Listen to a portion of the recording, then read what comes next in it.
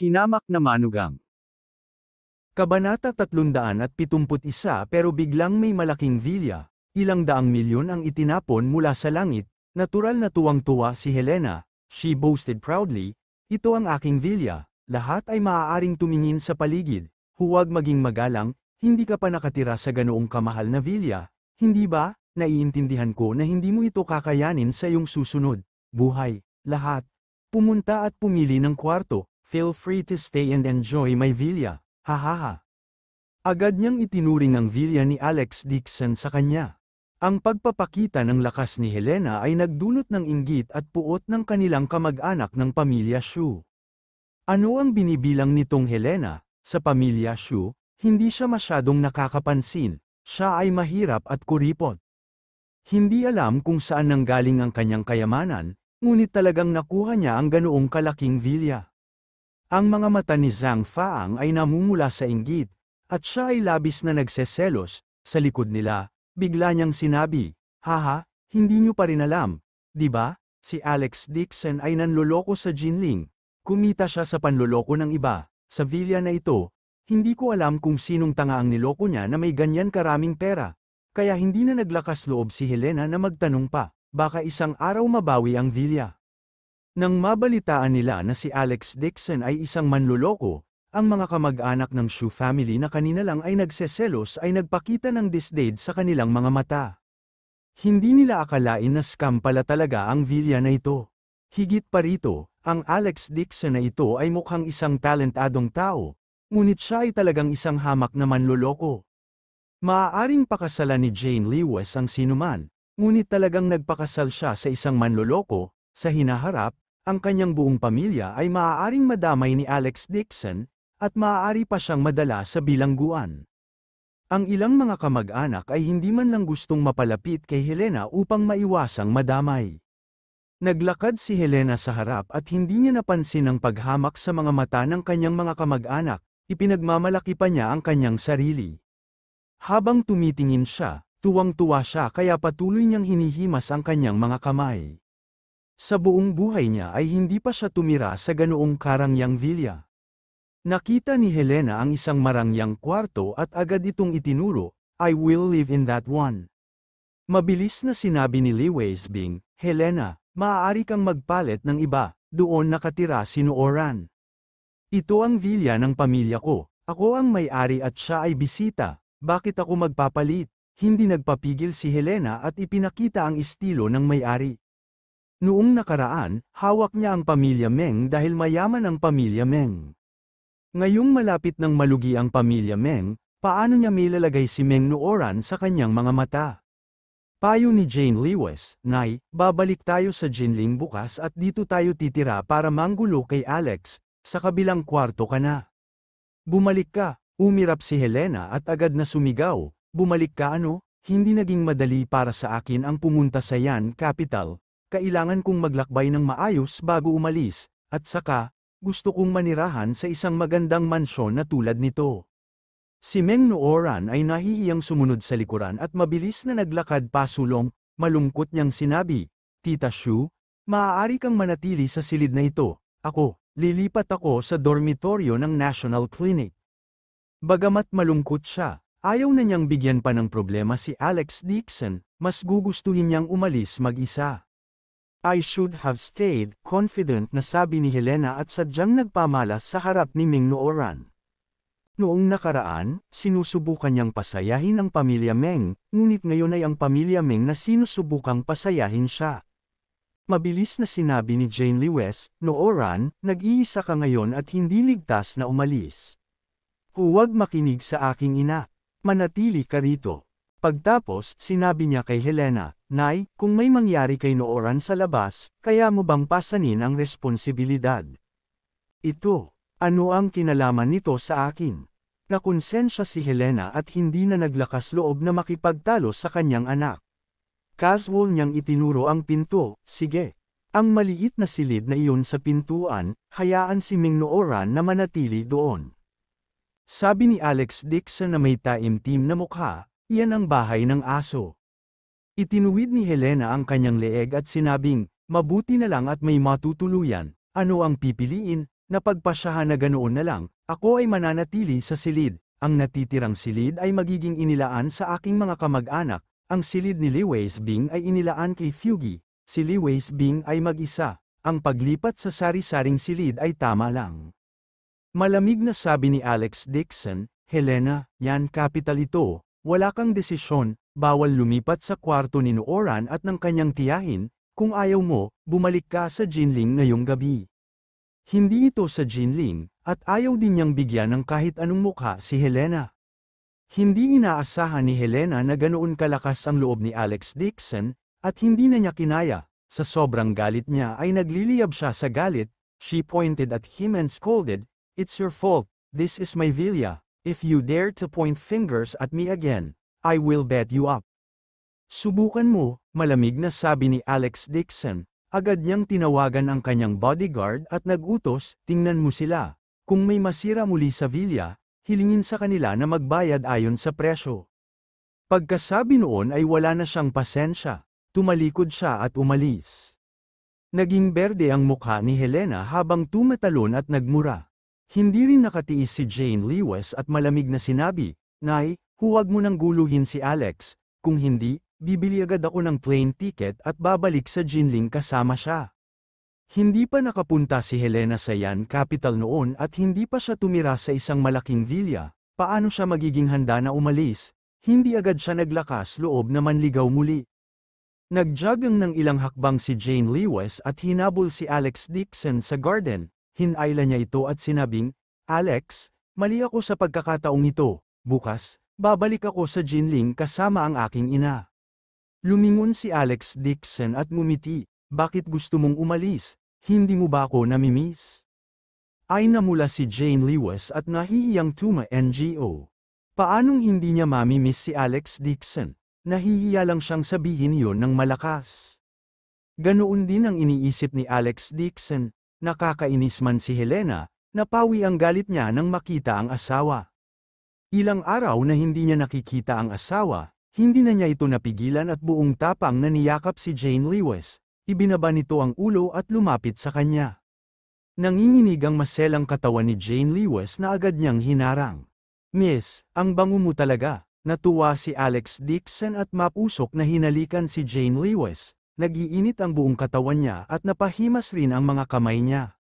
Marahil dahil nagmamadali, nakasuot pa rin si Jane Lewis ng black professional skirt. Ang masikip na palda ng puwit ay nakabalangkas ng isang perpektong linya.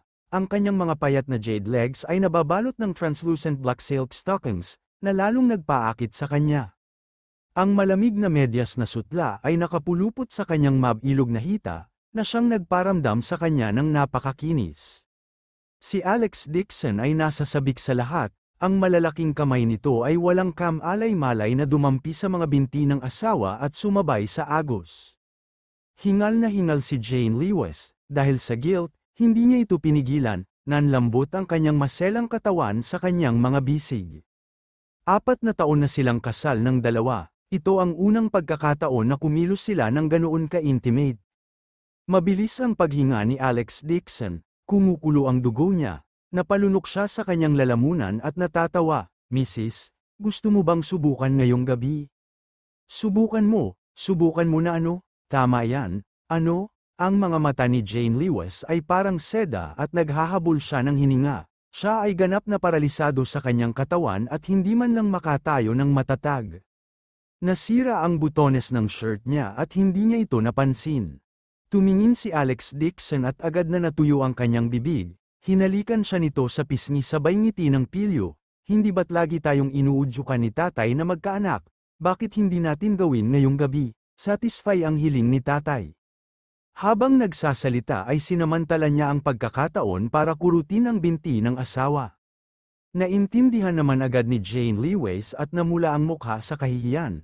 Ganito ba talaga ang nangyayari? Malakas ang tibok ng puso niya. Sa kanyang kaba, bakas talaga ang pag-asa. Nag-alinlangan si Jane Lewis at mahinang sinabi na may pulang mukha.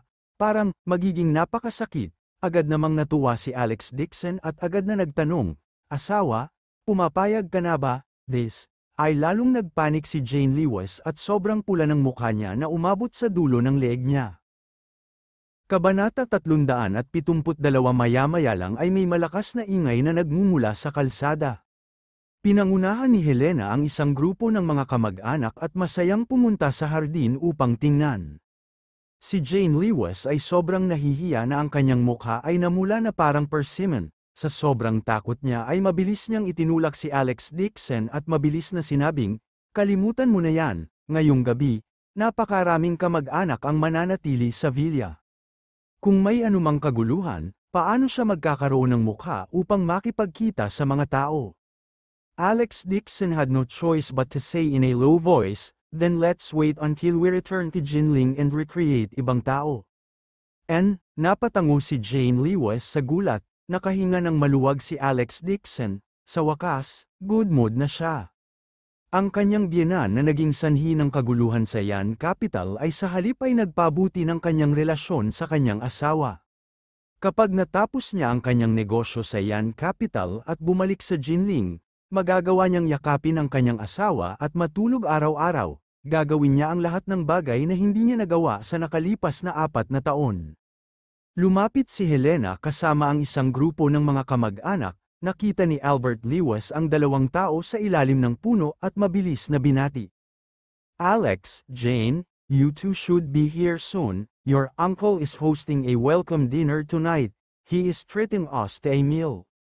Natigilan si Alex Dixon at nakasimangot. Napansin ni Jane Lewis ang kanyang kakaibang pag-uugali at sinabing may pag-iisip, "Alex, kung mayroon kang gagawin, pagkatapos ay gawin mo ito."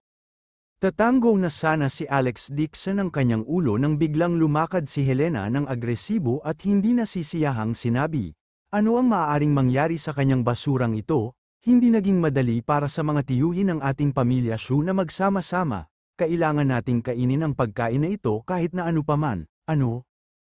Ang kanyang hindi makatwirang pag-uugali ay nakaramdam ng disgusto kay Alex Dixon sa kanyang puso. Malamig niyang sabi, "Kumain muna kayo. Nangako na ako sa iba na magdi-discuss ng business, pupunta muna ako doon pagtapos susunod na ako sa inyo." Bago pa siya matapos magsalita ay biglang tumalon si Helena. "Alex Dixon, anong ibig mong sabihin? Minamaliit mo ba ang Shu family ko?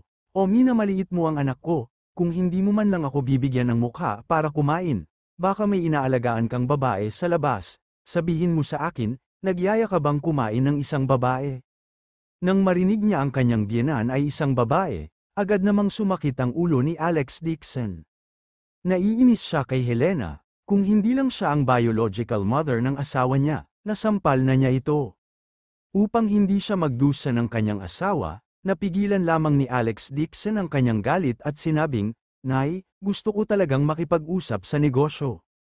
Kumpiyansa na sinabi ni Helena, "Kung wala kang multo sa puso mo, isama mo ang Shu family sa isang hapunan, makakatipid yan." Hindi nakaimik si Alex Dixon, kung magdadala siya ng ilang tao sa hapunan, gagawa siya ng pabor ni Jiang Handong. Marahil ay bibigyan niya ng mukha si Alex Dixon at magalang na mag-book ng pribadong silid para sa pamilya Shu. Gayunpaman, si Helena ay hindi isang ordinaryong tao, mangugulo lang siya. Dagdag pa sa pamilya ng kanyang tiyuhin at tiyahin, ang ilang mga tao lamang ay maaaring baligtarin ang hapagkainan. Walang magawang sabi niya, "Ma, hindi po ako pupunta sa hapunan, sabay tayong kumain ni Tito at Tita." Iyon ay mas katulad nito. Helena ay tulad ng isang matagumpay na tandang, mayabang na sabi niya, "Bayaran mo ang pagkain, hanapin ang pinakamagandang restaurant sa Jing City at batiin ang tiyuhin ng Shu family." Nanay, talagang hindi nakatiis si Jane Lewis at nagreklamo. Ang villa na ito ay nagkapira-piraso, kailangan pa itong i-renovate ni Alex. Pumunta siya sa Yan Capital para pag-usapan ang negosyo, kaya huwag mo na siyang patagilan, isasama ko ang pamilya ko para kumain, ako ang magbabayad ng pagkain. "Paano ka makakabayad?" Biglang nabalisa si Helena. Hinayla niya siya at sinabing, "Mahal ang kumain sa Yan Capital, magkano ang halaga para sa napakaraming tao, malaki ang gastos para pumunta sa Yan Capital. Kung hindi dahil sa pagpapalam sa amin ni Zhang Faang, gagawin namin hindi ako gumastos ng ganoong pag-aaksaya ng pera." Nang marinig ni Zhang Faang na binanggit siya, mabilis siyang nagtago sa likod ng mga tao, Natatakot na si Alex Dixon ay humihiling sa kanya na magbayad para sa pagsasaayos. Nakonsensya si Shu Fugi at mabilis na tumawa ng mahina at sinabi ko na ako ang magiging host, I treat kita sa pagkain na ito, paano ko hahayaan ang isang junior na magbayad para dito, I treat everyone to the best restaurant sa Jing City upang magkaroon ng masarap na pagkain. Nang mabalitaan niyang hindi ang anak na babae ang nagbayad, nakahinga ng maluwag si Helena, ngunit kumirat pa rin ang kanyang puso. Kung tutuusin, kapatid niya si Shu Fugi, pero iba si Alex Dixon, hindi na siya makapaghintay na makita itong gumastos ng pera. Sa pangunguna ni Shu Fugi, umalis ang grupo sa villa at sumakay sa kotse para magmaneho papunta sa restaurant.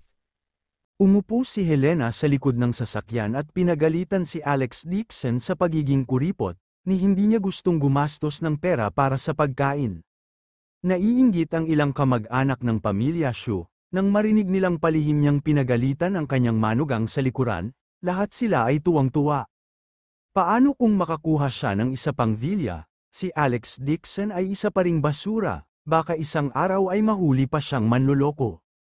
Pagkaraan ng ilang sandali, ang grupo ng mga tao ay nagmaneho patungo sa Ganjin Road, sa magkabilang gilid ng kalsada, may mga hilera at hanay ng mga high-end na restaurant.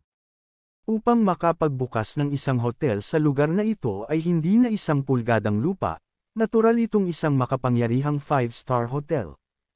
Ang nakitang 5-star hotel ay tinawag na DG Anghao Hotel, ang dekorasyon ay walang katulad na maluho, at maaari itong tawaging isang first-class na hotel sa buong Yan capital. Napasulyap lamang si Zhang Faang at agad na nakaramdam ng kirot sa kanyang puso. Nagreklamo siya kay Shu Fugi sa mahinang boses. Nababaliw ka na ba? Ang hotel ba na ito ay kayang-kaya nating kumain dito? Ang pinakamurang mesa ng mga pinggan ay hindi nang higit sa 10,000. Ang ilang mga kamag-anak mula sa pamilya Shu ay nasa mataas na espiritu, at lahat sila ay may mga ngiti sa kanilang mga mukha. Bagamat sila ay nasa Yan capital, hindi sila masyadong maganda. Hindi pa sila nakakapunta sa ganoong klaseng hotel para kumain. Ngayon, si Shu Fugi ay nagbabayad ng maraming pera, at maaari rin silang kumain ng karne kasama niya. Ang mga kamag-anak ay masaya sa kanilang mga puso, at nagsimula rin silang suportahan si Shu Fugi. Helena, ang iyong nakababatang kapatid na si Fugi ay ang amo ng Yan capital, at siya ay kumikita ng malaki. Sa Shu family, si Fugi lang ang may kakayahan. Fugi, hindi ko inaasahan na ganoon ka kakayaman, siguradong 10 milyon ang kinita mo ngayong taon. Habang mas pinupuri siya ng kanyang mga kamag-anak, mas napaupo si Zhang Faang sa mga pin at karayom, naglagay siya ng peking ngiti sa kanyang mukha, ngunit sa kanyang puso, pinagalitan niya si Shu Fugi sa pagsampal sa kanyang mukha. Nais niya na agad niyang palakpakan at ikalat silang lahat. Ang pagkain na ito ay hindi bababa sa 10,000 dolyar, halos walang laman ang wallet niya. Habang nagdadrive si Shu Fugi, ngumiti din siya ng nakakaloko, kinuha niya ang phone niya at tinawagan ang anak para kumain. Isang kamag-anak ang nagtanong, Fugi, balita ko na ang kasintahan ng iyong anak ay napakahusay. Si Zhang Faang ay nagbigay ng peking ngiti at nagpanggap na mahinhin habang sinasabi niya, hindi, ang kasintahang babae ng aking anak ay ang kinatawan ng direktor ng Jiang's Corporation, siya ang namamahala sa distritong ito, hindi ito isang malaking bagay, malapit na siyang magiging na-promote sa isang boss, inayos na ng kumpanya na tumanggap siya ng malaking kliyente ngayon, hanggat naayos ang negosyong ito, maa-promote siya sa isang boss. Bago pa siya matapos magsalita, isang grupo ng mga kamag-anak mula sa pamilya Shu ay agad na sumabog. Ano? Ang vice-presidente ng Jiang's Corporation, ang iyong manugang ay isang kahangahangang tao. Ang Jiang family ng 4 na pangunahing puno ng Yan capital, ang iyong mga manugang ay isang mahusay na tao, ang mga maaaring sumali sa Jiang's ay lahat ng mga pangkat ng talento. Talagang maganda ang paningin ng anak mo, nakahanap siya ng napakahusay na asawa, ang asawang nakita ni Jane ay mas mababa sa asawa mo. Hindi maganda ang pakiramdam ni Helena nang marinig yun. Binigyan niya si Alex Dixon ng isang mabangis na tingin at ang kanyang puso ay napuno ng selos at puot. Tumingin sa manugang at pagkatapos ay tumingin kay Alex Dixon, itong basura. Siya ay sadyang lubhang duwag, pinakamabuting makipaghiwalay kung gumawa siya ng kalokohan.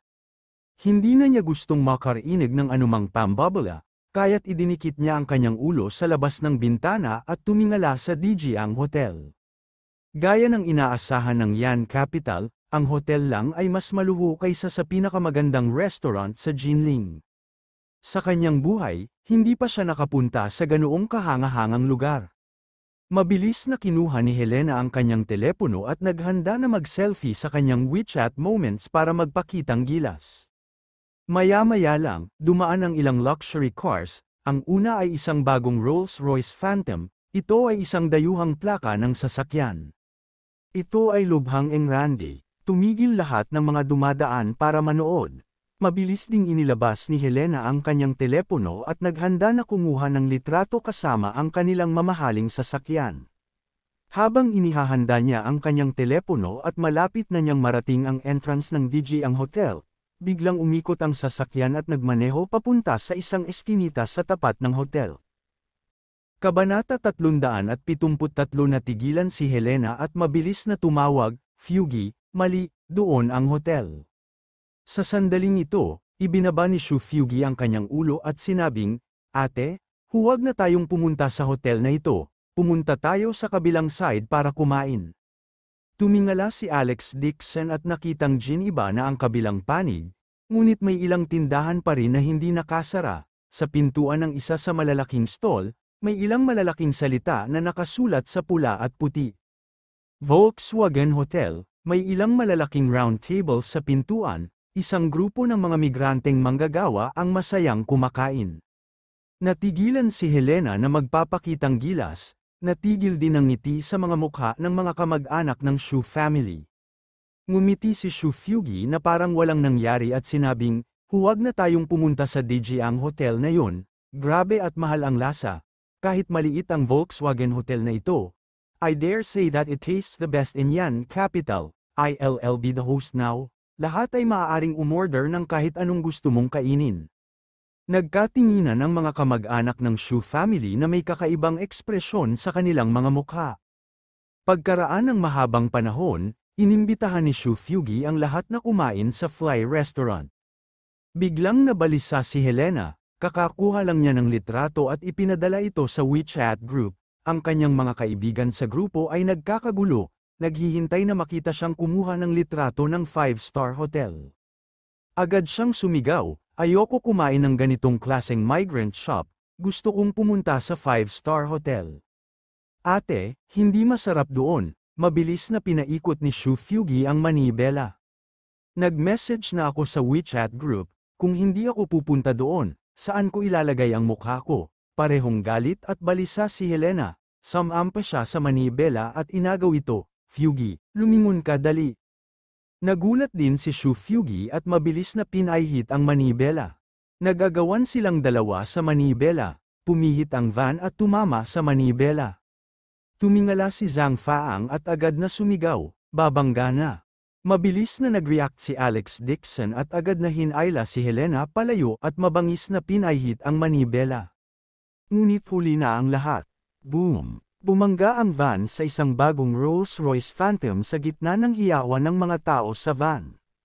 Dahil sa pagkawalang galaw, umabant ang van at itinumba ang marangyang kotse sa isang puno sa gilid ng kalsada. Sigaw ng alarm ang umalingaw sa van, ibinagsak din ni Shu Fugi ang kanyang ulo sa salamin na bintana, ang kanyang ulo ay dumudugo. Sa kabutihang palad, may berdeng sinturon sa tabi ng kalsada, na nagpaga ng epekto, hindi naman nasugatan ang iba pang mga tao sa wuling van. Sa sobrang takot ni Helena ay namutla ang kanyang mukha, pagkagaling niya ay agad niyang sinumpa si Alex Dixon, "It's all because of you, trash, kung hindi mo ginalaw ang manibela, hindi sana nabangga dito." Sinabi ni Alex Dixon sa malalim na boses, "Kung hindi ko pinahit ang manibela, matagal na tayong namatay." Ilang mabigat na truck ang dumaan sa kanila. Kung hindi siya nakareact ng mabilis, ang van ay bumangga sa mga truck at nawasak ang mga ito. Mabilis ang tibok ng puso ni Jane Lewis, akala niya ay ligtas na siya sa wakas. Ngunit nang tumingala siya, muling nadurog ang kanyang puso. Nakita niya ang Rolls-Royce Phantom sa kanyang harapan, ang katawan ng Rolls-Royce ay may ngipin at ang salamin ng bintana ay nabasag sa sahig. Sa sobrang takot ni Zhang Faang ay napawisan siya ng malamig, she muttered, tapos na, hindi natin kayang magbayad kahit ibenta natin. Nakita niyang tumakbo pababa ang Rolls-Royce, ang dalawa sa kanila ay hindi nasaktan, ngunit tila sila ay lubos na natakot. Bakas sa mukha ng driver ang takot, pumunta siya sa gilid ng van at sumigaw, paano ka nagmaneho? Sa sobrang takot ni Xu Fugi ay hindi siya nang ahas na bumaba ng van, lahat ng tao sa van ay walang lakas ng loob na gumawa ng ingay. Sino ang kayang bumili ng luxury car na hindi 10 milyong yuan? Sa sandaling ito, biglang sinabi ni Helena, Fugi, ang husay mo sa yan, capital, ano ang takot mo sa kanya, hindi taga rito ang plaka niya. Kaya ito ay isang dayuhang kotse. Nagliwanag ang mga mata ni Zhang Faang. Binuksan ni Helena ang pinto ng kotse at galit na sumigaw, paano tayo magdadrive? Paano ka nag-drive? Nabangga mo ang kotse namin, kung hindi mo kami binabayaran ngayon, huwag mo nang isipin na umalis. Nanlaki ang mga mata ng driver at mukhang naguguluhan. Anong meron sa matandang babaeng ito? Ako ang biktima, pero sinimulan niya akong magalit. Nang matapos si Helena sa pagbuliaw ay bigla itong sumugod at nataman ang harapan ng Rolls-Royce, pagkatapos ay sinamantala niya ang pagkakataong humiga sa lupa at napaungol, dali-bilis na tumawag ng ambulansya, mamamatay na ako.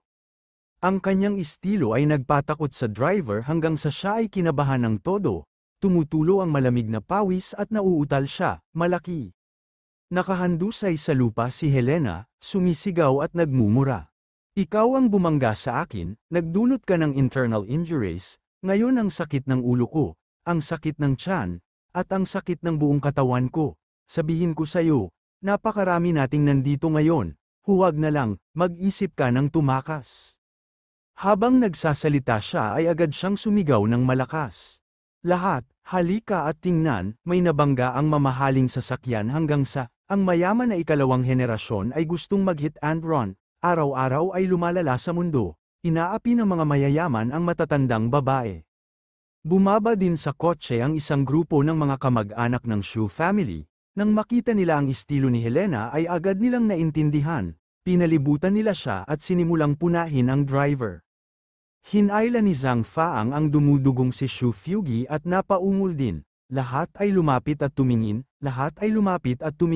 ang mga mayayaman ay nang-aapi sa mga mahihirap at matatanda, sila ay ganap na walang konsensya. Hindi alam ng mga dumaraan kung ano ang nangyayari kaya pinalibutan nila ang driver at pinag-uusapan. Ang driver ay isang binata sa kanyang early 20s, hindi pa siya nakakita ng ganoong eksena, sa sobrang takot niya ay napawisan siya ng malamig at patuloy na nagmamakaawa. Umupo si Alex Dixon sa van at hindi nakaimik. Labis ding napahiya si Jane Lewis, hindi niya inaasahan na ang blackmailer na nakita niya sa TV ay magiging pangunahing karakter. Ngayon, hindi siya makababa ng kotse, hindi siya makasakay sa kotse, pakiramdam niya ay wala siyang magawa. Namanhid ang anit ng driver at mabilis niyang sinabi, bilisan niyo na ang alis, ayokong bayaran ninyo ako, sasanduan ko ang amo para dumalo sa handaan, hindi ako pwedeng mag-aksaya ng oras. Maya-maya lang, isang itim na Mercedes-Benz ang nagmamaneho, at isang lalaki at isang babae ang lumabas sa kotse. Nakita ito ni Xu Fugi at agad na tumawag, Shan, dito. Umupo si Jane Lewis sa kotse at nagmamadaling ipinakilala kay Alex Dixon, ito ang anak ni Uncle, si Xu Shan, katabi niya ang boyfriend niyang si Wei Jia. Si Wei Jia ang Vice President ng Jiang's Pharmaceutical Company. Siya ang namamahala ng lugar na ito. Mabilis na lumapit si Xu Shanshan at nagtanong, ano ang nangyari? Mabilis na hinayla ni Zhang Faang ang kanyang anak at sinabi sa kanya ang nangyari, sinadya pa niyang binaluktot ang katotohanan, na sinasabing responsibilidad iyon ng Rolls-Royce. Ang driver ay basang-basa sa pawis at mabilis na nagtungo sa pabor niya kay Wei Jia, Mr. Wei. Kami ay isang pharmaceutical company mula sa ibang bansa, sa pagkakataong ito, pumunta kami sa Yan Capital para maghanda na makipagtulungan sa Jiang's Corporation, maging mapagbigay. Nakita ni Xu Shanshan ang dumudugong ulo ni Xu Fugi at hindi nasisiyahang sinabi, nasugatan si tatay, Jia, hindi natin pwedeng hayaan na lang ang bagay na ito ng ganito.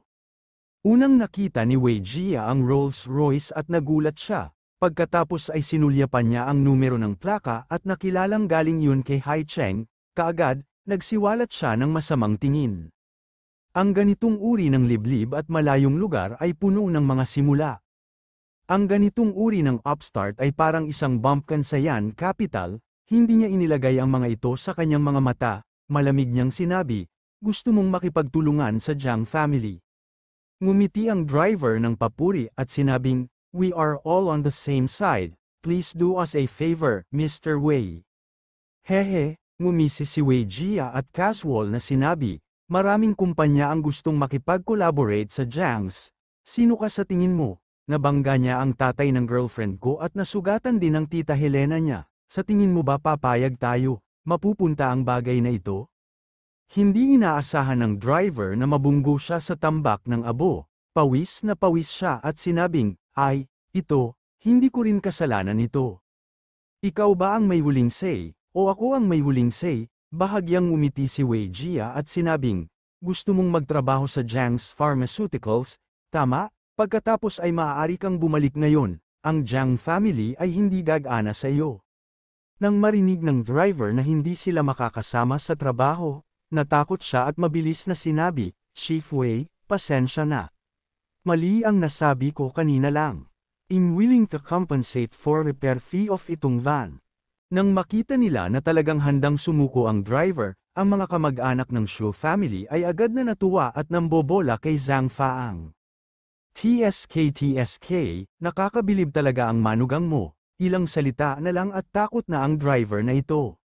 Talagang may kakayahan siyang tao, mas effective ang sinabi ng manugang mo, bakit nakaupo sa kotse ang asawa ni Jane at hindi bumaba, natatakot ba siya? Nakahanap ka talaga ng magaling na manugang, unlike that Dixon, nagtatago sa sasakyan na parang duwag na parang apo. Narinig ito ni Helena at nakaramdam ng pangamba at galit, kasalanan ng kanyang anak na babae ang pagiging bulag at paghahanap ng basurang tulad ni Alex Dixon, tingnan natin kung gaano kahusay ang kanyang manugang, sa sobrang galit niya ay sinabi niya kay Albert Lewis, pagbalik natin, hahayaan nating makipagdiborsyo sa anak natin. Para makahanap ng walang kwentang tao, mawawala lahat ng mukha natin. Kabanata 374 si Zhang Faang ay may mahabang mukha at masayang nakinig, upang ang kanyang pagkakakilanlan, mayabang niyang sinabi sa driver, kung hindi ka magbabayad ngayon, huwag mong isipin ang pag-alis, ang aking manugang ay ang boss ng Jiang's Corporation, kung gusto mong makipagtulungan, gawin mo ang sinasabi ko. Sinabi rin ni Wei Jia, kung may kinakailangan si Auntie Zhang, gawin mo ang sinabi niya, pamilya kami ni Tita Zhang, ang kanyang mga salita ay aking mga salita. Si Zhang Faang ay komportable sa buong paligid, hindi lamang makapangyarihan ang kanyang manugang, ngunit siya rin ay anak. Sapat na ang ilang salita para takutin ang dayuhang bumpkin na ito sa ganoong kalagayan. Pinuri rin siya ng isang grupo ng mga kamag-anak, at sinabing nakahanap na ng mabuting manugang ang pamilya Xu. Nakaupo sa kotse sina Alex Dixon at Jane Lewis, hindi sila nakita ni Wei Jia, kaya lumingon siya at tinanong si Xu Shanshan, nasaan ang pinsan mo at ang walang kwentang asawa niya, bakit hindi sila dumating? Ngumuso si Xu Shanshan at casual na sinabi, mga taga-bansa lang sila mula sa isang maliit na lugar, siguro hindi pa sila nakakita ng isang malaking lungsod tulad ng Yan Capital, siguradong natakot sila. Ngumiti si Wei Jia at sinabing, nabalitaan ko na medyo maganda ang pinsan mo, bakit nakahanap siya ng walang kwentang tao, mas mabuting magpakasal sa sinuman sa mga empleyado ko kaysa magpakasal sa walang kwentang tao. Sinabi ni Xu Shanshan, ang aking pinsan ay hanggal, ang ganitong uri ng walang kwentang tao ay hindi karapat-dapat na magdala ng sapatos. Nag-usap ang dalawa sa mahinang boses, sa pag-aakalang walang nakarinig sa kanila. Hindi nila alam, nakaupo sina Alex Dixon at Jane Lewis sa van sa tabi nila, malinaw na nakikinig sa salamin na bintana. Narinig ni Jane Lewis ang kanilang mga walang prinsipyong komento tungkol kay Alex Dixon, pareho siyang nalungkot at nahihiya. Sinabi niya kay Alex Dixon na may kasalanan, paumanhin, huwag makinig sa aking pinsan at sa iba pa. Ngumiti si Alex Dixon na parang walang nangyari at sinabing, ayos lang, sanay na ako. Sabagay, hindi naman pwedeng gawin sa loob ng isang araw o dalawa ang pagbulyaw sa kanya ni Helena. Lalong nagalit si Jane Lewis at nadismaya rin kay Xu Shanshan, hindi niya akalain na ganito pala kasunurin ang pinsan sa harap niya at talagang pinag-uusapan sila ni Alex Dixon sa likuran nila. Pinupuri pa rin ng karamihan si Wei Jia, sa sobrang inggit ni Helena ay naging berde ang kanyang mga mata. She said hatefully, tingnan mo ang kanyang manugang, siya ay may kakayahan at sumusunod sa utos ni Shanshan, paano siya, ano? Hindi niya pabayaan ang pagkakataong ito para mangikil ng pera. Siya ay humakbang pasulong at sinabing, natatakot ka ba? Hilingin sa kanya na bayaran tayo ng 1,000,000 yuan na gastusin sa pagpapagamot at pagkatapos ay lumuhad at yumuko kay Fugi. Ang bagay na ito ay malilimutan. Nag-grin ang mukha ng driver nang marinig ito. Sabi niya habang nanginginig, Tita, wala akong pera. Umungol si Helena, kaya mong bumili ng mamahaling sasakyan. Pero gusto mo pa ring magpanggap na mahirap, kung hindi mo ako mabayaran ngayon, sasabihin ko sa aking pamangkin at manugang na gawin ito upang ikaw ay hindi makakaligtas dito sa Yan Capital. Sa sandaling ito, isang Porsche ang dahan-daang nagmaneho sa gilid at huminto, isang lalaki ang nakadungaw sa bintana at nakakunot ang noo na nagtanong, Little Zhao, anong problema? Pagkakita sa lalaking ito, mabilis na sinabi ng driver na may pagtatampo na mukha, Ren, Boss Ren, nabangga po ang sasakyan. Boss Ren, kumunat ang noo ni Alex Dixon at gulat na napatingin sa bintana. Hindi ba ito si Renan? Ngayon lang niya naalala na nag-ayos si Young Master Jiang ng isang welcome banquet para kay Renan bilang paggalang sa kanya, na parang nasa Great Imperial River Restaurant. Isa itong hotel sa ilalim ng Jiang family, plano pa sana niyang dumalo sa handaan, ngunit sinaktan siya ni Helena ng matinding sakit ng ulo, wala siyang choice kundi itulak ang handaan sa kabilang panig at kumain sa Housefly Restaurant kasama ang mga kamag-anak ng Xu family. Ren, Boss Ren, inangat ni Wei Jia ang kanyang ulo at agad na nagbago ang kanyang ekspresyon, bakas sa mga mata niya ang gulat. Si Zhang Faang ay agresibo pa rin, siya ay sumugod at sinabi, wala akong pakialam kung ano ka. Ngunit kailangan mong bayaran ang iyong mga gastusin sa pagpapagamot ngayon, ang aking manugang ay ang vice-presidente ng Southern District ng Jiang's Pharmaceuticals, gusto mong makipagtulungan kay Jiang's. Ang aking manugang ang may huling say. Bago pa siya matapos magsalita ay bigla siyang hinayla sa likod at muntik na siyang matamba. Magmumura na sana si Zhang Faang, ngunit nang tumingala siya, nakita niya si Wei Jia na sumusulong at magalang na yumuko kay Renan. Ngumiti siya ng paumanhin at sinabing, Boss Ren, hello, ako ang Deputy Director ng Southern District ng Jiang's Pharmaceuticals, Wei Jia, hiniling sa akin ng kumpanya na pumunta at sunduin ka, hindi ko inaasahan na magkakaroon ng hindi pagkakaunawaan, sorry talaga. Ang kanyang magalang na ugali ay ganap na iba sa kanyang dating aloof attitude. Ang mga kamag-anak ng pamilya Xu na nagpapakitang gilas ay lahat ay natulala. Nagulat din si Zhang Faang kaya ibinuko niya ang kanyang bibig, hindi alam kung ano ang eksaktong nangyari. Maging ang kanyang anak na babae, si Xu Shanshan, ay natigilan.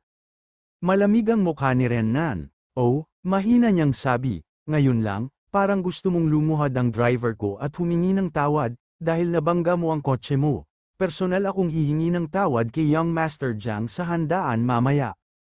Naging berde ang mukha ni Wei Jia, at malamig na pawis ang bumuhos sa kanyang likod. How could he dare ask Renan to apologize? Ito ang mahalagang kliyente ng plano ng Jiang's Corporation ngayong taon, at sinabi ni Young Master Jiang na ang Haicheng Group Company lang ang makakapagligtas sa Jiang's Pharmaceuticals, at inutusan niya silang huwag na huwag silang saktan. Sa halip na sabihin na si Renan ay isang partner na kliyente, mas tumpak na sabihin na ang Haicheng Group Company ay isang magulang sa pagkain at pananamit, kailangan nilang ibigay sa kanya. Napabuga siya ng malamig na pawis at ngumiti ng paumanhin, nagbibiro siguro si Boss Ren, responsibilidad namin lahat, ipapahinto ko ang sasakyan mo at aayusin ko ngayon. I guarantee na magiging brand new para sa iyo. Hindi pa rin maintindihan ni Xu Shanshan ang sitwasyon, hindi niya maiwasang sabihin, Jia, bakit ka natatakot sa kanya? Kung gusto niyang makipagtulungan sa Jiang family, kailangan niyang makipagtulungan sa iyo. Bago pa niya matapos ang kanyang mga salita, agad na iniangat ni Wei Jia ang kanyang ulo at sumigaw, cut the crap and apologize to Boss Ren. Jia, pinagalitan mo talaga ako, namutla ang mukha ni Xu Shanshan at agad siyang nakaramdam ng mali. Si Wei Jia ay kasama niya sa loob ng kalahating taon, bibili siya ng kahit anong gusto niya, wala naman siyang sinabing seryoso. Napatapak niya ang paa niya sa galit, tumalikod siya at tumakbo na may luha sa mga mata. Madilim ang mukha ni Wei Jia at nag-aapoy ang puso niya sa galit, hindi man lang siya binati. Kung nasaktan niya ang Haicheng Group Company, siguradong magagalit ang mga nakatataas, not to mention na hindi siya ma-promote sa isang amo, baka matanggal pa. Ito ay isang maliit na bagay lamang, kung galit si Young Master Jiang, paano siya magpapatuloy na manirahan sa Yan Capital? Marahil walang maglalakas loob na nagbabayad sa kanya kahit na humingi siya ng pera. Nagdilim ang mukha ni Renan habang sinusulyapan ang mga taong ito. Siya ay magalang sa harap ni Alex Dixon, ngunit ito ay limitado lamang kay Alex Dixon. Ang pamilya Ren ay nakabaon sa Haicheng sa loob ng ilang taon, kung si Renan ay walang anumang makapangyarihang mga diskarte, paano niya maaaring sugpuin ang mga ito? Higit pa rito, matagal na siyang nasa black and white daw at matagal nang naipon ang kanyang kapangyarihan, bukod sa pagyuko niya sa harap ni Alex Dixon, kahit sinong makakita sa kanya ay kailangang tawagin siyang Kuya Ren, siya ay hindi isang mabuting tao sa lahat. Ngayong kara-rating lang niya sa Yan Capital, nagtatrabaho pa rin siya para kay Alex Dixon, kung siya ay binubuli ng Jiang family, hindi siya magkakaroon ng mukha para bumalik at makita si Alex Dixon.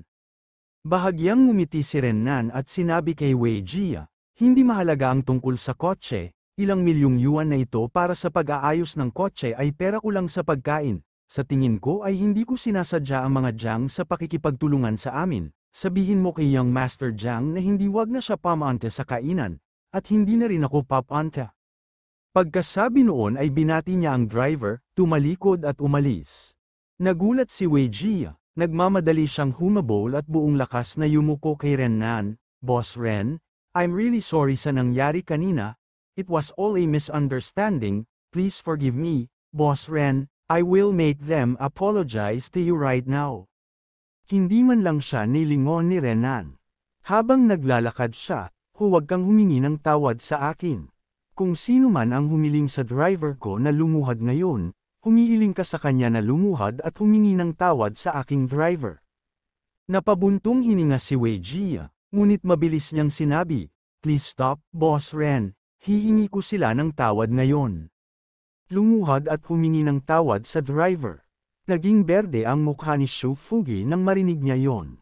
Baliw ba siya? Sa harap ng napakaraming kamag-anak ng pamilya Xu, siya ay lumuhad at humingi ng tawad sa isang batang tsuper mula sa ibang bansa.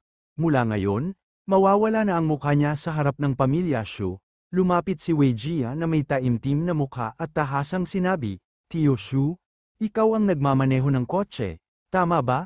Pumunta ka at humingi ng tawad sa driver ni Boss Ren. Gumamit siya ng mapang-utos na tono, at walang puwang para sa negosasyon. Kabanata 375 Galit na galit si Xu Fugi nang marinig niya yun. He said, Wei Jia, you are my daughter's boyfriend, you want me to kneel down to this brat, are you for real? Malamig na sinabi ni Wei Jia, Uncle Xu, magkano ang utang ng kumpanya mo kay Jiang, kung hindi ka hihingi ng tawad, may darating para maningil ng utang mo bukas. Hindi napigilan ni Xu Fugi ang kanyang pagmamataas at galit na sinabi, anong ibig mong sabihin, tinatakot mo ba ako? Ngumuso si Wei Jia at sinabing, nagdulot ka ng napakalaking problema para sa akin, para sa kapakanan ni Sansan, napakabigay ko na, kung gusto mong makipaghiwalay sa akin ang iyong anak, wala akong pakialam, kaya mo ito sa iyong sarili. Sa harap ng napakaraming tao, hindi niya binigyan ng kahit anong mukha si Xu Fugi. Matapos guluhin ng pamilya Xu, imposibleng maging boss siya, Kung nasaktan niya si Renan, mapoprotektahan pa niya ang kanyang trabaho, kung hindi niya ito mapigilan, paano pa siya magkakaroon ng mood na hanapin si Shu Shanshan? Galit na galit si Shu Fugi kaya nagalit siya, muntik na siyang mahimatay. Gayunpaman, ayaw niyang makipaghiwalay sa kanyang anak kay Wei Jia. Siya ay humiram ng ilang mga pautang mula sa Jiang family, at sinamantala niya ang mga ito, kung wala itong manugang, saan siya maghahanap ng pera? Saglit itong hinawakan ni Shu Fugi at biglang sinabi kay Helena, "Ate, ikaw ang kumuha ng manibela at bumangga sa kotse ng dating CEO, sa tingin ko dapat kang humingi ng tawad." Ako, natigilan si Helena at agad na nakipagtalo, "Ay casual ko lang hinawakan ang manibela, sinong mag-aakala?" Nanlamig ang mukha ni Wei Jia, maaari pa rin siyang maging magalang sa biyenan sa hinaharap, ngunit ano ang binibilang ni Helena? Agad siyang naglakad papunta kay Helena na madilim ang mukha at malamig na sumigaw, paumanhin sa driver ni Boss Ren, "Kung hindi, hindi ka makakaalis sa Yan Capital." Agad naman siyang inalalayan ni Zhang Faang, na nasa tabi niya, at binyantaan, "Kuya, si Wei Jia ay may alam ng maraming puwersa sa ilalim ng lupa sa Yan Capital, dapat mong gawin ang sinasabi niya, kung hindi, hindi namin matiyak ang kanyang sarili, iyong kaligtasan, siguro may bali ka sa paa o braso, hindi makakabuti iyon." Natarante si Helena at hindi niya akalain na sa kanya pala tutukan ang sibat. Marami siyang mukha at lalong ayaw niyang mawala ng mukha sa harap ng kanyang mga kamag-anak sa ina. Kung lumuhad siya ngayon, mas magiging walang hiya siya sa kanyang maternal family. Isang grupo ng mga kamag-anak ng Shu family ang palaging minamalas si Helena. Ngayon, sinamantala nila ang pagkakataon na palibutan siya at nagsimulang magsalita ng sabay. "Helena, kasalanan mo ang lahat, dapat kang humingi ng tawad. Hinawakan mo ang manibela. Hindi ka lang nabangga sa sasakyan, pati si Shanshan ang naging dahilan ng pag-away nila ng boyfriend niya. Anong ginawa mo? Wala kang silbi sa Shu family noong nakaraan, hindi ko inaasahan na wala kang silbi ngayon. Lumuhad ka at humingi ng tawad, huwag mong pananagutan si Fugi para sa iyo." Si Helena ay naging target ng pangkalahatang kritisismo, bawat isa sa mga kamag-anak ng pamilya Shu ay may sinabi na hindi man lang niya masagot. Mayroong kahit isang marangal na nakatatanda sa pamilya Shu na nag-utos kay Helena na pumunta sa harap at humingi ng tawad. Hinayla ng dalawang babae si Helena at kinaladkad siya sa kalahating daan patungo kay Renan, idiniin ang kanyang mga balikat para mapaluhod siya. Namula ang mukha ni Helena, sa unang pagkakataon, nakaramdam siya ng walang katulad na kahihiyan, lalo siyang nakaramdam ng hindi makatwiran at galit. Noon, wala siyang katayuan sa bahay ng kanyang ina, hindi niya akalain na lalala pa pala siya ngayon, bumaba pa ang status niya. Balisa rin si Albert Lewis, ngunit duwag siya at hindi nang ahas na humakbang pasulong, napabuntong hininga na lang siya. Si Jane Lewis ay nasa kotse, nang makita niya ang kanyang ina na inaatake ng mga kamag-anak ng pamilya Shu at kinaladkad pa siya para lumuhad, siya ay nagalit at nabalisa. Namumula ang mga mata niya at gusto niyang tumakbo palabas ng sasakyan. Sa sandaling ito, isang kamay ang biglang nagunat mula sa gilid at idiniin siya pababa. Mahinang sabi ni Alex Dixon, "Maupo ka, bababa ako ng kotse." Kinaladkad ng dalawang babae si Helena, lumapit si Wei Jia kay Renan at sinabing, "Boss Ren, humawak siya sa manibela at nang blackmail sa akin, papaluhod ako at hihingi ng tawad sa driver mo ngayon." Iyak ng iyak si Helena, nakaramdam ng labis na pagkakamali. Naiinis si Wei Jia, itinaas niya ang kanyang paa at sinipa ang tuhod ni Helena. Sa sandaling ito, isang malamig na boses ang biglang tumunog. "Renan, kalimutan na natin ito, hayaan mo na sila." Sa isang iglap, napalingon ang lahat, malamig ang ekspresyon ni Alex Dixon habang casual na tumalon pababa ng sasakyan. Habang naglalakad siya, sabi niya, "Bitawan mo ang nanay ko, kung may humipo ulit sa kanya, huwag mo akong sisihin sa pagiging impolite. Ikaw ang manugang ng Lewis family." Hindi inaasahan ni Wei Jia na nandito siya, natigilan siya saglit, saka sumimangot at sumigaw, "Tumigil ka nga dyan, huwag kang gagawa ng masama." Hindi man lang siya nilingon ni Alex Dixon habang diretsyong naglakad. Galit na sinabi ni Wei Jia, "Alex Dixon, Huwag kang makialam sa negosyo ng ibang tao, ang Yan Capital ay hindi katulad sa iyong pangit na lugar. Huwag mong ilagay ang masamang paraan at dalhin siya sa isang malaking lungsod tulad ng Yan Capital. Hindi siya pinansin ni Alex Dixon at nilagpasan siya. Itinulak niya ang kanyang balikat at malamig na naglabas ng isang salita. Get loose, pasuray-suray na sabi ni Wei Jia at galit na galit. Little Red, medyo mayabang ka, Yan Capital is my territory. It is not up to decide, believe it or not, hahanap ako ng sasampal sayo. Si Alex Dixon ay hindi mapakali sa kanya, hindi niya inilagay si Wei Jia sa kanyang mga mata. Sa ilalim ng mapagbantay na mga mata ng lahat, lumapit siya kay Renan at sinabi sa isang patag na tono. Kalimutan mo na ang lahat na ito, natigilan si Helena at agad na tumalon para sumbatan. Alex Dixon, nababaliw ka na ba o may tubig sa utak mo? Gamit ang ganitong tono para kausapin si Boss Ren. Pagkatapos sabihin yon, mabilis siyang ngumiti ng paumanhin kay Renan. Boss Ren, may mali sa utak ng manugang ko, hindi mo dapat ibaba ang sarili mo sa level niya. Natakot din ang grupo ng mga kamag-anak ng Shu family. Laking gulat ni Shu Fugi kaya napatitig siya sa kanila. Ano ang mali kay Alex Dixon na ito? Sino sa tingin niya ang magpapalabas sa harap ng natatanging panauhin ni Young Master Jiang? Maging ang kanyang manugang na si Wei Jia, na siya ring vice-presidente ng Jiang's Corporation, ay sumusunod sa harap ni Renan. Ang grupo ng mga kamag-anak mula sa pamilya Shu ay bumalik din sa kanilang katinuan, at lahat sila ay nagsimulang makipagkaibigan kay Alex Dixon. Boss Dixon, natigilan si Renan ng ilang segundo bago siya bumalik sa katinuan. Pinagpawisan siya lalo na nang marinig niya ang "my mom", sa sobrang takot niya ay namamanhid ang kanyang anit. Hindi niya akalain na ang matandang shrew na ito ay talagang biyena ni Boss Dixon. Tapos na, muntik na siyang sumugod sa Dragon King Temple. Kung talagang lumuhad ang biyena niya sa harap ng driver niya, hindi na ito makakabawi kahit 100 beses pa siyang nakaluhod sa harap ni Alex Dixon. Tumutulo ang malamig na pawis sa noo ni Renan. Dali-dali niyang itinulak ang babaeng nakahawak kay Helena. Personal niyang sinuportahan si Helena at magalang na sinabi, Shu, Ma'am Shu, natakot ka, muntik na akong hindi maintindihan ngayon, kasalanan ko ito, taos-puso akong humihingi ng tawad sa iyo. Pagkatapos sabihin yon, ibinaba ni Renan ang kanyang mga kamay at magalang na yumuko kay Helena. Sa sobrang takot ni Helena ay natigilan siya, hindi niya lang maintindihan ang nangyari. Nakatali ang dila niya. Ren, Boss Ren, ikaw na. Magalang na ngumiti si Renan. Shu, lahat ng ito ay hindi pagkakaunawaan. Babayaran kita sa lahat ng mga pagkasira na nangyari sa iyong pamilya. O tama, ito ay isang tseke para sa 1,000,000 yuan. Siguradong nabigla ka. Dalhin mo ito upang bumili ng ilang gamot na pampalakas para mapakalma ang iyong mga ugat. Nang matapos siyang magsalita ay may inilabas siyang tseke sa kanyang bulsa at hinawakan ito sa 2 kamay.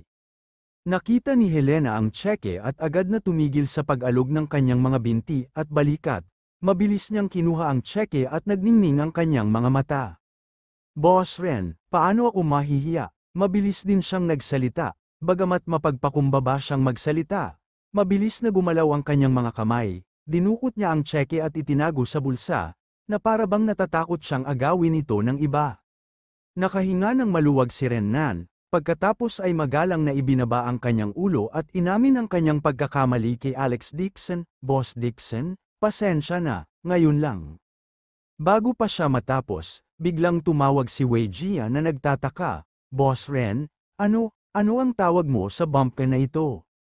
Nagdilim ang mukha ni Renan, at sinaway niya ito ng walang pakundangan. Kapag kausap ko si Boss Dixon, please be aware of your own limitations, don't casually interrupt me, okay? At saka, sa mababang katayuan mo, hindi mo deserve talaga, para kausapin ako. Labis ang galit niya sa kanyang puso, kung hindi dahil sa presensya ni Alex Dixon, masampal niya ng malakas si Wei Jia. Ang lalaking Wei na ito ay talagang bulag, paano siya magiging bisita ng Jiang family ngayon? Ang tunay na panauhin ay si Alex Dixon. Nakakatawa na si Wei Jia ay may mga mata ngunit nabigong makakita. Talagang naglakas loob siyang magsalita ng ganoong kalokohan sa isang honored guest, nililigawan lang niya si kamatayan. Buti na lang at low profile si Boss Dixon, kung hindi magiging sapat ang pagkamatay ni Wei Jia kahit ilang beses siyang patayin. Si Wei Jia ay may nahihiyang ekspresyon sa kanyang mukha, hindi siya nang ahas na pabulaanan si Rennan, ngunit nabigla siya sa kanyang puso. Ano ang ginawa ng bumpkin na ito? Paano niya magagawa ang isang kilalang panauhin ng Jiang family sa pagtrato sa kanya ng ganoong paggalang? Natigilan din ng grupo ng mga kamag-anak mula sa pamilya Xu, nilaibat nila ang kanilang mga mata kay Alex Dixon. Kanina pa siya ang basurang manugang ng Lewis family, bakit bigla siyang naging Boss Dixon? Natigilan din si Helena habang sinabing, Boss Ren, napagkamalan mo ba siyang ibang tao? This trash is not a Boss Dixon, he is a fraud. Sa pagsasalita hanggang sa puntong ito, agad na itinikom ni Helena ang kanyang bibig. Ayaw niyang malaman ang kanyang mga kamag-anak na manluloko ang kanyang manugang. Kahihiyan, nang marinig ang mga panlalait ni Helena, si Rennan ay natakot sa kanyang puso, ngumiti siya ng paumanhin at sinabing, Ma'am Xu, Boss Dixon. Kumunot ang noo ni Alex Dixon at agad siyang binigyan ng tingin. Natigilan si Rennan at mabilis na binago ang kanyang mga salita, Dixon, Mr. Dixon, nagkamali kami ngayon, nagdulot kami ng problema sa iyo, pasensya na talaga. Buti na lang at magaling siyang mag-observe sa mga ekspresyon ng mga tao, kung hindi, ilalabas niya ang pusa sa bag. Nagdududa ang mga mata ni Helena, hindi siya bingi, kaya paanong hindi niya ito narinig? Higit pa rito, si Rennan ay nagkaroon ng malamig na ekspresyon ngayon, biglang may ngiti sa labi, masyadong malaki ang pagbabago sa kanyang ugali, at lalo pang naghinala ang mga tao. Tumingin siya kay Rennan, pagkatapos ay kay Alex Dixon, at may kahinahinalang sinabi, si Boss Dixon ba, o ano, may tinatago ka ba sa akin? Nakangiting sagot ni Rennan, oh, Boss Dixon was just a form of address, I know Mr. Dixon in the past, he is helpful to my business. Nako, tinulungan mong tingnan ang feng shui ng kumpanya, di ba? Biglang bakas sa mukha ni Helena ang pagkadismaya at pagkasuklam. Nakahinga rin ng maluwag si Wei Jia, at napuno muli ng pang-aalipusta ang kanyang puso. Inakala niya na si Alex Dixon ay isang malaking shot, ngunit ito pala ay pandaraya talaga si Alex Dixon. Walang gaanong mga negosyante na hindi naniniwala sa feng shui. Hindi nakakagulat na si Rennan ay may magalang na mukha, ito pala ay pamahiin, natatakot na baka masaktan niya si Alex Dixon at maging sanhi ng pagkasira ng negosyo ng kumpanya. Nakita niyang malapit na ang oras, nagmamadali niyang sinabi kay Rennan nang may paggalang, Boss Ren, inayos na ang welcome banquet, please follow me. Sa oras na ito, ang batang driver na nabigla ay biglang bumalik sa kanyang katinoan at sinabi, ang bisita na inimbitahan ni Young Master Jiang ay si Boss Dixon, sumama ako kay Boss Ren para hintayin si Boss Dixon na pumunta at kumain ng sabay, hindi mo alam ang tungkol dito? Dixon, Boss Dixon, gulat na napatingin si Wei Jia kay Alex Dixon, para siyang natama ng kahoy, blanko ang isip niya. Paano naging posible yun? Ang bisitang gusto niyang matanggap ay hindi si Boss Ren, ngunit itong basurang nasa harapan niya. Nagpantang ang tenga ni Wei Jia habang nakatitig kay Alex Dixon, hindi matanggap ang katotohanan ito. Nagkatinginan ang mga kamag-anak ng Xu family sa gulat.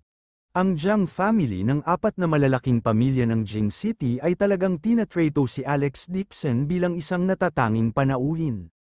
Natigilan din si Jane Lewis, hindi niya akalain na si Alex Dixon ay talagang magsisimula ng negosyo sa Jiang family. Ibinuka ni Xu Fugi ang kanyang bibig at hindi ito maisara ng mahabang panahon. Kahit na ang kanyang manugang na si Wei Jia ay ang Vice President ng Jiang's Pharmaceuticals, hindi siya nagkaroon ng pagkakataon na makita si Young Master Jiang, sa karamihan, siya ay isang maliit na prito lamang sa Jiang's Corporation. Ngunit si Alex Dixon, ang basurang ito, ay talagang personal siyang inimbitahan ni Young Master Jiang sa isang piging. Nauutal na sabi ni Wei Jia, Alex Dixon, ikaw, nagbibiro ka, di ba? Dahil nasabi na ito ng driver, napaamin na lamang ni Alex Dixon at sinabing, may handaan nga si Young Master Jiang ngayon, tanggapin mo ang hangin para sa akin. Sa sandaling humina ang kanyang boses, agad na sumabog ang mga tao sa paligid. Ang kamag-anak ng pamilya Shu na kinukutya at kinutya siya ngayon, wala, kaagad, pinalibutan nila siya at sinimulan siyang purihin. Alex, paano mo nakilala si Young Master Jiang? Talagang may kakayahan kang sagutin si Young Master Jiang sa iyong mga tanong. Napakayaman ng Shu family sa pagkakataong ito, Albert, talagang masarap ang panlasa mo. Ang swerte ng ating Shu family na nakatagpo ng ganoong kakayahan na manugang. Iilan lamang ang mga tao sa Yan Capital City na pinahahalagahan ni Young Master Jiang. Alex, kung kikita ka ng kayamanan sa hinaharap, huwag kalimutan ang tungkol sa Shu family. Anong biro, yon ay ang Jiang family, kahit sa panaginip nila, hinding-hindi makakalapit ang Shu family sa isang royal relative. Matapos makakuha ng kumpirmasyon mula kay Renan, natarante si Wei Jia at pinagpawisan siya ng malamig. Ito ay trahedya, talagang nasaktan niya ang isang pinarangalan na panauhin. Kung alam niya na ang pinangalanan na panauhin ni Young Master Jiang ay si Alex Dixon, hindi siya maglalakas loob na umorder at umorder, matagal na sana siyang yumuko at sinubukan ang lahat ng kanyang makakaya upang makakuha ng pabor kay Young Master Jiang. Kung sinabi ni Alex Dixon kay Young Master Jiang ang tungkol sa nangyari sa hapunan, hindi lang siya mawawalan ng trabaho, maasar din siya kay Young Master Jiang at hindi niya kayang ipagpatuloy ang paninirahan sa Yan Capital. Namutla ang mukha ni Wei Jia, at maging ang paghinga ay naging mahirap. Inayos niya ang sarili at mabilis na naglakad sa harap ni Alex Dixon na nakangiti, pambubble niyang sabi, "Bro-in-law, bulag talaga ako kanina, hindi ko nakita ang marangal mong aura, na-offend kita kanina. Kuya, patawarin mo ako sa pagkakataong ito." Itinaas ni Alex Dixon ang kanyang kamay at malamig na sinabi, "Hindi ako pamilyar sa iyo. Kanina lang naging bossy ang taong ito sa kanya, ngayon, nagsimula na talaga siyang manguha ng mga kamag-anak, parang bakod lang, na ikinaiinis niya." Napahiya si Wei Jia, ngunit lalo siyang nakaramdam ng gulat at panghihinayang sa kanyang puso. Kung alam niyang si Alex Dixon ang natatanging panauhin ni Young Master Jiang, hindi siya maglalakas loob na sigawan si Shu Shanshan at pag-alitan siya, hindi siya maglalakas loob na magalit kay Shu Fugi. Pinunasan ni Wei Jia ang kanyang mga kamay, naglakad papunta kay Shu Fugi, at yumuko, taos puso niyang sinabi, "Tay, ngayon lang ako naiinip at hindi nirerespeto si tatay, patawarin mo ako." Ikaw, nakaramdam ng kawalan ng magawa si Shu Fugi. Ngayon lang talaga siya nagalit, pero kahit anong mangyari, kaibigan siya ng Shu family, si Wei Jia, ayaw niyang mawala ang mayaman at makapangyarihang manugang na ito.